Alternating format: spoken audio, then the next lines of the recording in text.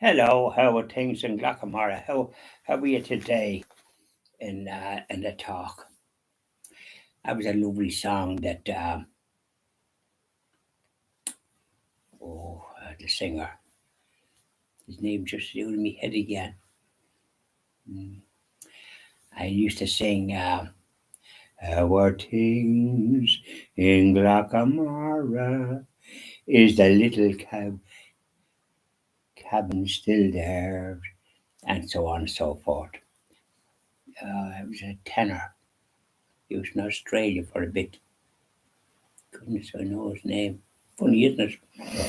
Anyway, so today was a mixture of a kind of a day, quite dull and dark at times.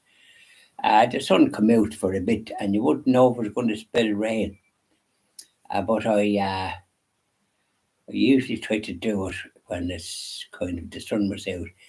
So I got into my working clothes, my shirt, and my trousers with paint on it. So there was paint, I must have got as much on my trousers as wherever it was painted. I wouldn't be classified as a good painter. But you try to do your best, don't you? You just can't just sit back and look at it. You got to do something. Now, today I got up on my ride on more and off I went. And it makes a bit of a squeak then when the basket is full, but I just continue whatever I'm doing until I got back to where I have the grass that I have and kind of a bank. And so they reverse it. And then you have to put it down. When it's cutting the grass, you lift the thing up and away it goes. And then when you're going to use it to reverse, you press the thing down, the yoke that you pull up and reverse. And then I have a rake. So when I lift up the thing that holds the grass, the back, I have to rake a good bit of grass out and then check that I have it out and maybe shake it a bit and a bit more falls out, but not much. And then I rake that and then I let it bang so to close it properly. And then I rake up the grass and put it up on the thing and fling it with the rake. It's a kind of a plastic one. I have another one, but it would be for something else. So a little bit of physical work. So I was able to do the garden with I think about four, getting the grass and putting it up on that thing and trying to keep it in order. So I got that done. Did you do anything of that caliber? Assuming you might have a garden. Of course, if you're in an apartment, you might have a flower box in the window. You don't kind of have the space really, you don't. So you're not doing that. And then depends on where the apartment is. If it's in Dublin, well, you're not going to see much greenery, are you? Because I see them in nearly main thoroughfares. I don't know how the noise doesn't, unless the windows are triple glazed or something. I wouldn't like to be coming out to somewhere because it's nearly gridlock, isn't it? Where can you go? Say in your north side, you certainly can't go to the south side. I don't know what way you get to it. Maybe over Butt Bridge or something, and going along the quays, providing that that's not closed off. They don't seem to want the cars in Dublin. So I'm living in the country where I can see cattle grazing and then chewing the cud, lying down and in a calm kind of a collected manner. And it's lovely to see the not the daffodils, the flowers, the buttercups in the fields, and I have them in the garden. And the thing that I don't hear is grasshoppers. Years ago I heard them, but I was talking to my friend Oliver. He's bought there some years ago a cottage in where he's from, the Stone, and he's planted some trees. He was telling me, but he hears grasshoppers because it wasn't being neglected, so he has them.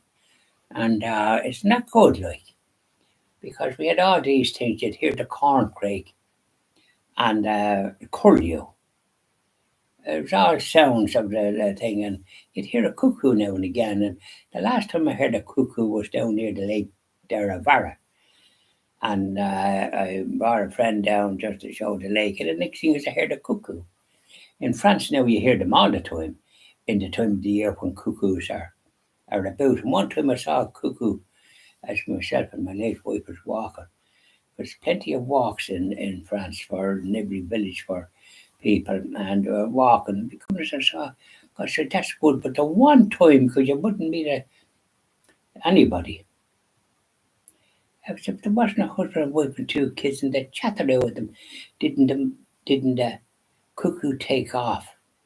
And I had my whatever is camera or my mobile phone, and I think would be able to take a picture of the cuckoo because we'd be kind of going very quietly, wouldn't even open our mouth to see the cuckoo. We saw him, but unfortunately he took off when he heard the racket of these other ones. And funny enough, that's about the only time I ever met anyone on these walks, and that's strange. But there you are. So I hope I find you well, and that wherever you're living, you might be able to hear an odd grasshopper. They were very common when I was young, living in Boyle and out at Lough Key, known as the Killarney of the West, because of all the islands on it. That was the postcards. So we don't hear much about that nowadays. But suffice to say, you used to swim there, and when you'd be sitting with your friends there, and you'd be in for a dip in which is the lake, and it was grand in the summer, but you'd hear the grasshoppers all around you. Yeah, a lovely sound of summer it was.